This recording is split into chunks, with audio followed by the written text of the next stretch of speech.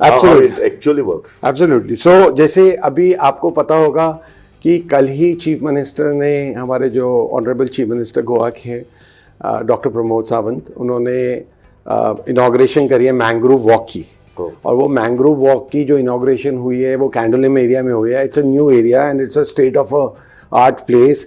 और वहाँ पर भी हमने AI बोर्ड्स लगाए हैं. तो जैसे ही वहाँ कोई जाता है बोर्ड पे करता है तो I show you how it operates. So simply by scanning the QR code. So as we scan the QR code, Nivo opens. All we have to do is tap here and allow, and it starts talking. You would hear it now greeting you. Hello and welcome. I am Nivu, your personal travel guide here at Mangrove Walk. I can tell you all about this wonderful place, its history, its stories, and the best things to see around the Candolimband Mangrove Walk, Nerul Bridge, North Goa. And I am happy to chat in any language you prefer. Now you Shall can I ask tell a you more about question. this place? Let me hold this and you can ask a question. कानोळेच्यान कलंगूट वतले जाल्यार please answer me in Konkani. I am asking you a question in Konkani. कानोळेच्यान कलंगूट वतले जाल्यार taxi कितली charge करता? हा, कळंगूट वचपाक टॅक्सीक साधारण 200 ते 300 रुपये पर्यंत खर्च येऊ शकतो. थोडे कमी पैशांत जायचे असल्यार तुम्ही बसची निवड करू शकता. ताका फक्त 10 ते 15च लागतात. टॅक्सीचे दर मात्र थोडे चढाव असतात आणि ते वेळ आणि गाडीच्या प्रकारावर ठरतात. तुमका बसने वचपाक सोयीचे पडटले काय? म्हाका सांग, आज आज राती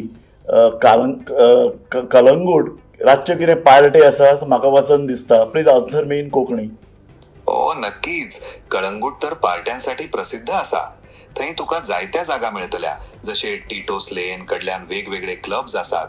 सिंग बीच क्लब कडेन पण चांगल्या पार्ट्या असतात. तुका कसली तरी वेगळीच पार्टी हवी आसा काय एकदम नाच गाड्यांची? ना, म्हाका एकदम सोजवळ. हांव सामको सोजवळ बरीच. म्हाका सादी पार्टी जाय. म्हाका बसपाक जाय, घरगुती वातावरण, फॅमिली पार्टी अशी जाय म्हाका. अच्छा, एकदम शांत आणि घरगुती वातावरणाची पार्टी जाय तुका? कळंगुटार तसे पर्याय असतात. काही रेस्टॉरंट्स असतात जी लाईव्ह म्युझिक देतात आणि फॅमिली बसून जेवपाक चांगली असतात. जसे एखादे बीच कडचे रेस्टॉरंट घे. थंय तुका शांतताय मिळतली आणि सोबीत नजारो पण पळवून मिळतलो. तसे काही रिसॉर्ट्स पण असतात जी फक्त आपल्या गेस्टांखातीर स्पेशल डिनर्स अरेंज करतात. तुका असल्या प्रकारचे काय हवावे? म्हाका मराठीमध्ये उत्तर द्या. Please answer me in Marathi.